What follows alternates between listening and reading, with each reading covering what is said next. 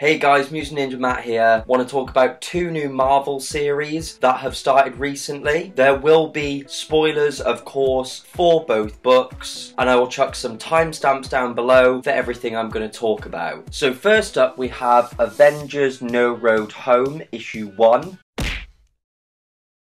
So this is actually a sequel to Avengers No Surrender, the big weekly event that they did, and I actually did a video on it. I'll post that down below. So this is written by Mark Waid, Al Ewing and Jim Zub, with Paco Medina on pencils. So the basic gist of the plot is this. Hercules ends up meeting Rocket as Rocket is on Earth and he's causing chaos in this tool store because they won't serve him. We skip to seeing Hawkeye and Scarlet Witch, and they're just chatting away, and Hawkeye's going through a box of his old stuff, and it's all stuff from old stories, which was quite nice. And we see Vision and some of the other Avengers, and they have found out Vision's actually dying, and they're trying to figure out why this is happening. The thing is, at the end of each of these scenes, darkness suddenly falls, like it's the middle of the day and suddenly it's nighttime. We see Bruce, and obviously because nighttime has fallen, he becomes the Hulk, and Bruce is freaking out, thinking he's still in hell from a previous story. And Voyager turns up and says, something's happening, you need to put a team together, Bruce. We find out that Olympus was attacked, so many people have been killed in Olympus, and the villain behind it all is actually the Queen of the Night, Nyx. The art on this book, I find it absolutely solid throughout, and it almost has a cinematic feel to me. So there's a little example of the art there. With the writing, Hercules and Rocket, they were fantastic comic relief, and in actual fact all the characters are written really well here. Like, I enjoy how playful the chat is between Wanda and Clint. It's just a very well structured story because it's jumping between these different characters, but it's all linked and just well put together. And it's almost like with everybody having their own story going on, there's different tones throughout as well depending on what the characters are up to. Hulk is my favourite character in this. The way he's being written lately has been spot on in so many different stories, but there's one line that just really got me, and Voyager is saying, the creature that's behind this, it's the most frightening creature I've ever seen, almost. And Hulk smiles and says, you silver-tongued devil, and I just love that. Moving on now to Marvel's Annotated, issue 1.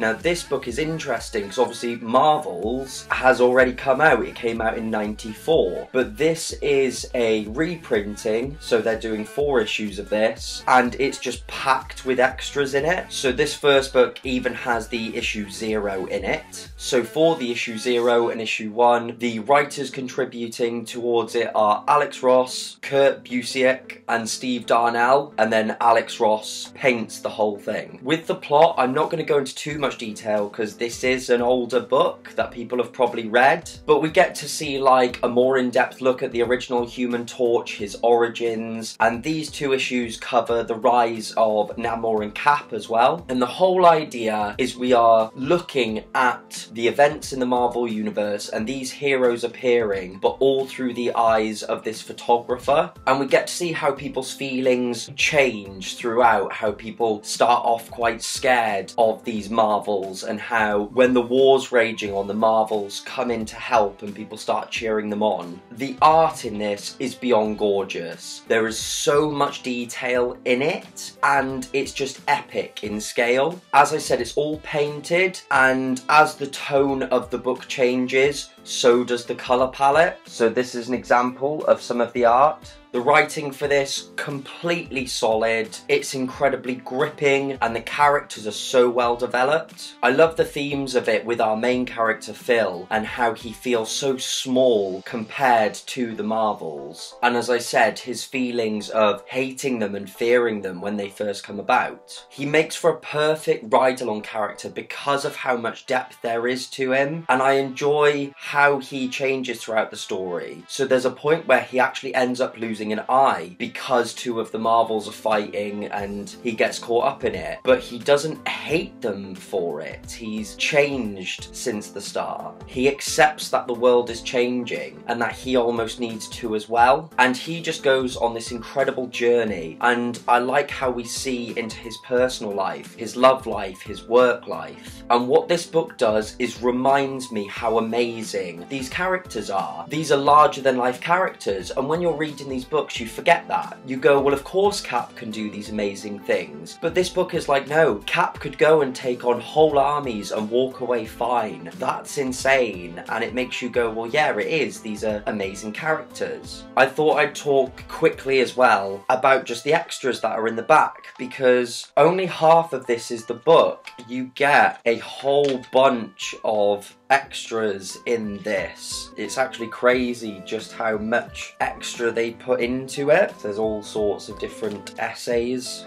as well, scripts, all sorts. So yeah, you actually get a breakdown of different panels and pages, and it points out cameos and it tells you what their inspirations were for those cameos. We obviously get a look at some different covers as well that they did, and we get different introductions by different people because this book's been released in different formats, and these will talk a lot about the art and the writing. It talks a lot about how Alex Ross got the job as artist, and it talks about how they built the story, what events they wanted to pick from Marvel's history, and how they could make it one cohesive timeline. So if there's two events, they'd go, oh, well, they were taking place at the same time, you just didn't know that. We get Stan Lee writing an introduction, naming all the legends that have worked on these characters and how much he adores Marvels, because it's a love letter to all those legends and to these characters. There's a funny thing as well when they're talking about the Zero issue, and Kurt actually straight up says, like, Zero issues are very money grabbing, aren't they? And makes jokes about it, which I really liked. We get as well some page layouts and sketches as you normally do in editions like this, and we even get the entire script for issue 1, and this was interesting to read because you saw how they used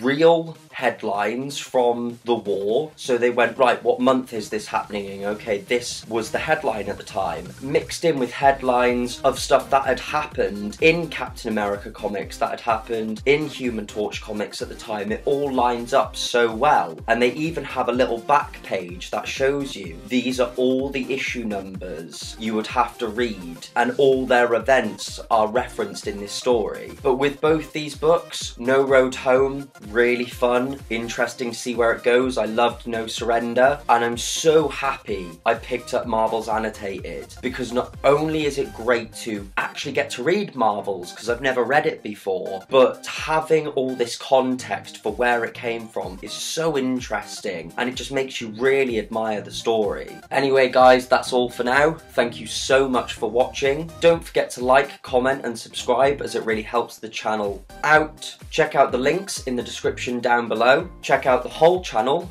especially the playlists, and I will see all of you in the next one.